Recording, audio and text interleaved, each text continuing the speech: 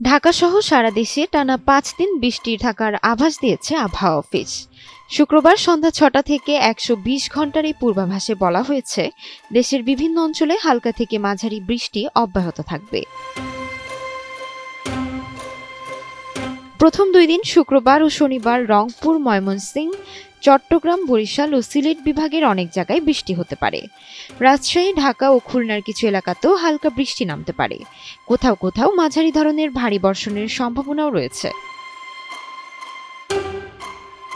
রোববারও একই ধরনের আবহাওয়া থাকবে। বিশেষ করে রংপুর, ময়মনসিংহ, চট্টগ্রাম ও সিলেট অঞ্চলে ভারী থেকে অতি ভারী বর্ষণ হতে পারে। এদিন দিনের তাপমাত্রা ১ থেকে ২ ডিগ্রি সেলসিয়াস পর্যন্ত কমতে পারে।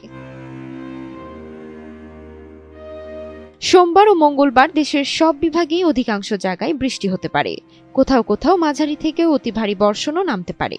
এই সময় দিন ও রাতের তাপমাত্রা প্রায় অপরিবর্তিত থাকবে।